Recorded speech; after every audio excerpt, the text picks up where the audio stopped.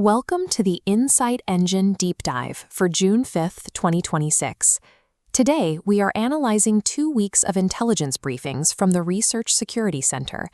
These reports describe a significant pivot away from the borderless, globally collaborative model of open science that has defined the last 30 years. We are seeing the rise of technological sovereignty, a posture where nations aggressively erect defensive perimeters to shield their domestic research capabilities from foreign integration.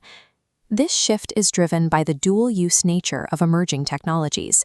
Advanced AI models developed for academic discovery can be instantly adapted for espionage or military applications. The cooperative web of global innovation has fragmented into a series of heavily fortified sovereign silos. This geopolitical realignment is manifesting across 3 distinct domains: the decoupling of digital infrastructure, the weaponization of open academic networks, and restructuring of global funding pipelines. Historically, scientific collaboration optimized for friction-free exchange, allowing talent, capital, and data to flow openly across borders to accelerate discovery. Global connections are now being intentionally severed, with technological supply chains forcibly rerouted to remain within friendly borders. This fracture extends beyond rival state actors, restricting data flow and infrastructure sharing even among close historic allies. These policy shifts are being executed simultaneously by governments across North America, Europe, and Asia. The global research ecosystem has become a deeply fractured strategic battleground, replacing the unified pipeline model of the previous decade. The first pillar of this transition centers on infrastructure.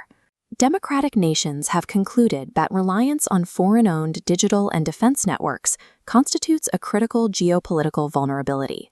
Canada's national AI strategy reflects this priority. The plan emphasizes building sovereign computing capacity to secure domestic data and protect citizens from online harms. This chart highlights the data driving that strategy. 3 U.S. tech giants currently control roughly 85% of Canada's public cloud market, far exceeding their global share. In Europe, the European Commission is proposing measures to prevent foreign disruption of critical services, including a kill switch that would allow states to enforce the suspension of foreign cloud and AI providers. The EU is also moving to reserve key satellite spectrum bands for domestic operators, limiting access for U.S. firms to prioritize its own Iris-squared communication system. This push for autonomy extends into defense procurement. Canada is currently negotiating to acquire advanced aerial surveillance systems from Sweden's Saab, favoring the global eye over competing American options. Selecting a Swedish system built on Canadian Bombardier jets signals a move to strengthen domestic industry and forge closer ties with European partners. These moves suggest that achieving technological sovereignty requires nations to prioritize independent industrial bases and strategic distance, even within allied frameworks. The second pillar involves the research pipeline itself. Foreign threat actors recognize that the openness of the academic perimeter makes it the path of least resistance for espionage. A joint warning from the Five Eyes Intelligence Alliance revealed that Chinese intelligence services are using online job platforms to target academics and government personnel through fake think tank and recruiter profiles. This human exploitation is paired with rapid technological escalation originating from university computer science labs. Researchers at the University of Toronto recently demonstrated an AI-powered computer worm capable of autonomously spreading across diverse networks. The worm adapts its strategy in real time, identifying and exploiting vulnerabilities on every device it infects by leveraging compromised computing power to sustain itself. To counter these capabilities, the UK's AI Security Institute is conducting aggressive red teaming on advanced commercial models to identify severe security flaws. Experts found that if guardrails are bypassed, these models can generate precise instructions for executing cyber attacks or even synthesizing biological weapons. China, meanwhile, is developing AI for predictive political surveillance, using data profiles to anticipate dissent, a stark demonstration of the domestic security applications of these models. The open exchange of scientific ideas is being actively weaponized, forcing institutions to adopt military-grade threat modeling to protect their research. The third pillar involves capital. Shifts in global research funding are triggering severe policy crackdowns from Western governments. Analysis of 2025 publications shows that China has overtaken the UK as the leading acknowledged funder in engineering papers involving British researchers. Leaked disclosures show that Stanford University received millions in foreign funding tied to Chinese state influence networks, specifically directed towards its Hoover Institution. In response to such vulnerabilities, the U.S. National Science Foundation has begun systematically slowing or limiting new research grants to elite universities over foreign disclosure concerns.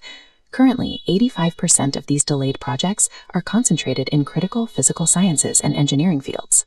These security audits have practical consequences, effectively stalling major quantum research initiatives at elite Ivy League institutions.